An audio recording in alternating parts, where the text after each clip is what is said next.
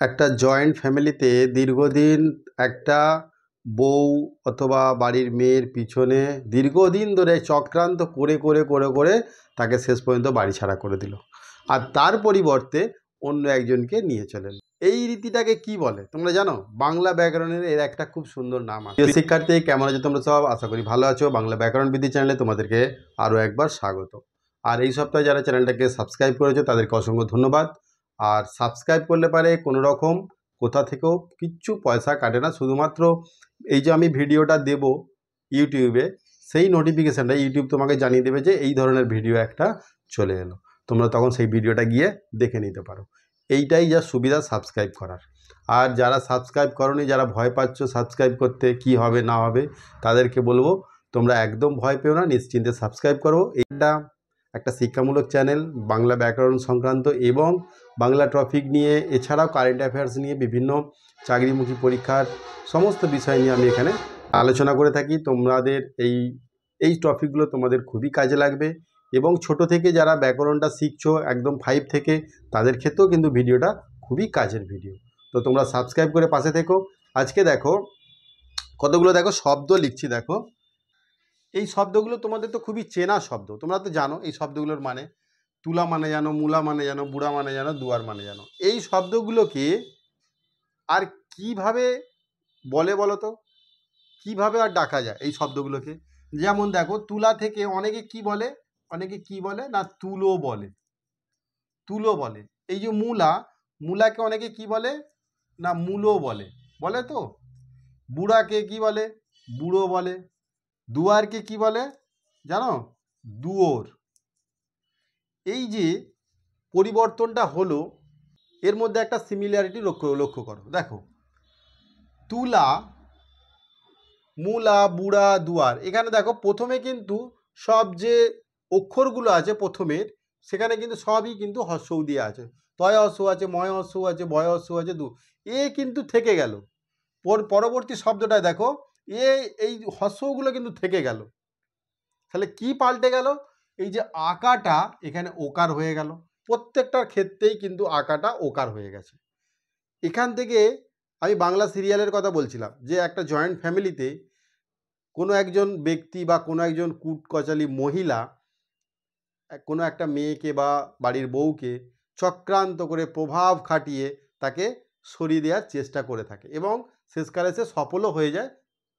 বাংলা বিভিন্ন বড় বড় যে বিখ্যাত বিখ্যাত এখন সিরিয়ালগুলো তোমরা যদি মা কাকিমারা দেখেন, তো সেখানে কি হয়, কাউকে প্রভাব খাটিয়ে তাকে প্রভাবিত করে তাকে সরিয়ে দেওয়া হলো, তার পরিবর্তে তার পছন্দ মতো কোনো একজন ব্যক্তিকে বা মহিলাকে সেই জায়গায় স্থান দেওয়া হলো। ঠিক এই ঘটনাটাই হচ্ছে এইখানে ঘটেছে। বাংলা ব্যাকরণের এই রীতিটাকে বলে স্বরসঙ্গতি। খুব সুন্দর একটা নাম, স্বরসঙ্গতি।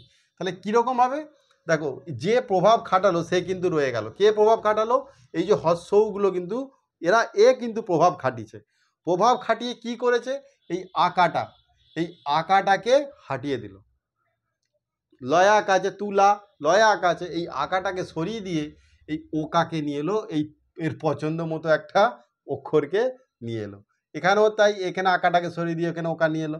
এখানে হচ্ছে প্রথমে যে উ ধ্বনি, এই যে উ হর্ষৌ, এর প্রভাবে, মানে এ পূর্ববর্তী উ ধ্বনির প্রভাবে, এটাকে কি বলে? পূর্ববর্তী, মানে প্রথমে উ ধ্বনির প্রভাবে আকারটা হয়ে গেল ওকার।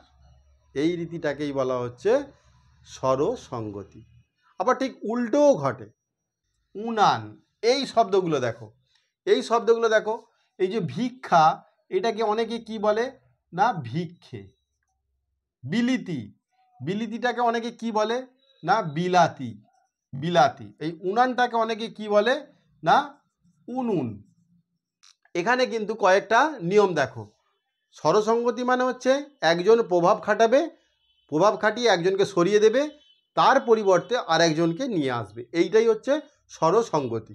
তাহলে দেখো, এই যে হর্ষইটা, এখানে কিন্তু এ প্রভাব খাটিয়ে এই আকাটাকে সরিয়ে কিন্তু একাটাকে নিয়ে এসছে, তাই তো?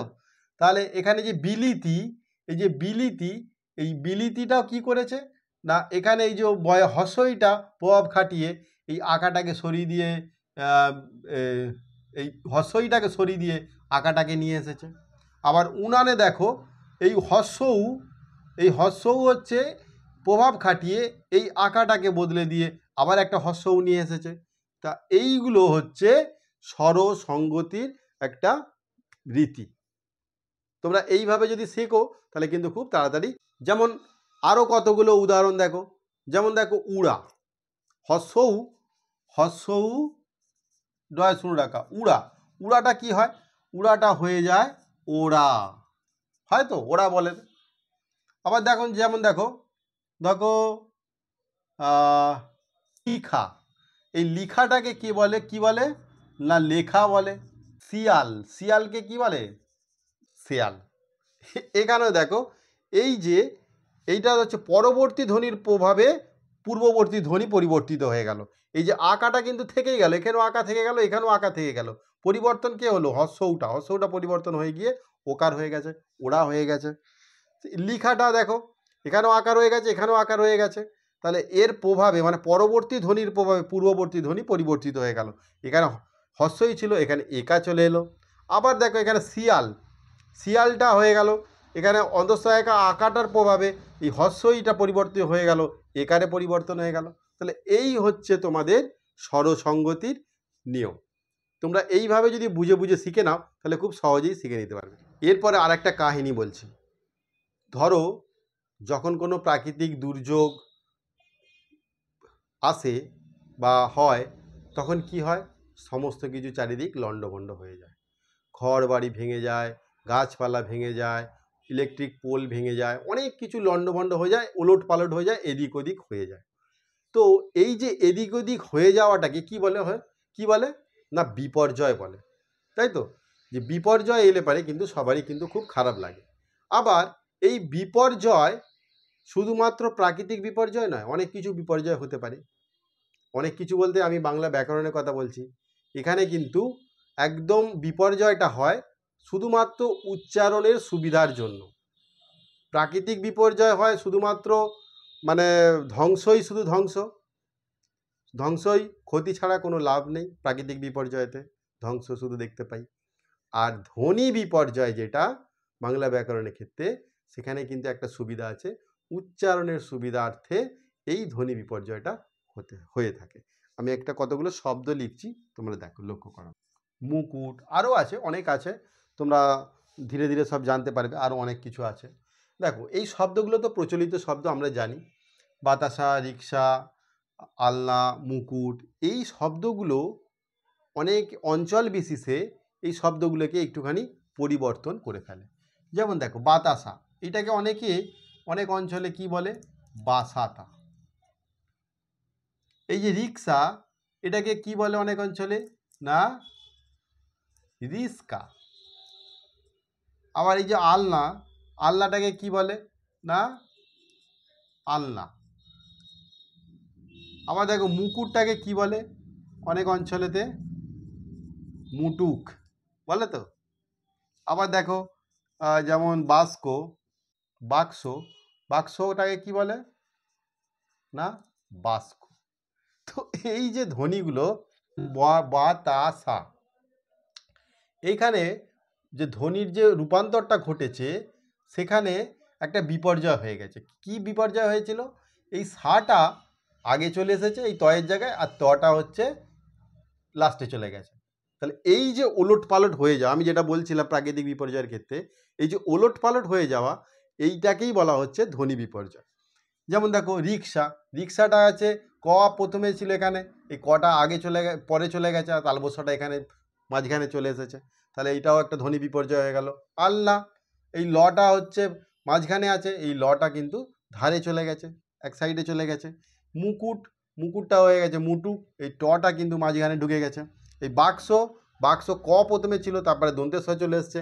তাহলে এই যে একটা ধ্বনি আর একটা ধ্বনি এরকম উলট পালট করে এদিক ওদিক করে বসে যাওয়া, মানে স্থান পরিবর্তন করে যাওয়া, এইটাকেই বলা হচ্ছে ধ্বনি বিপর্যয়। তোমরা আশা করি বুঝতে পেরেছো। আর যদি বুঝতে পারো তাহলে অবশ্যই একটা লাইক করে দিও, আর কমেন্ট করে দিও কেমন লাগছে তোমাদের। আর সাবস্ক্রাইব তো অবশ্যই করে পাশে থাকবে। চলো, সবাই ভালো থেকো। Thank you.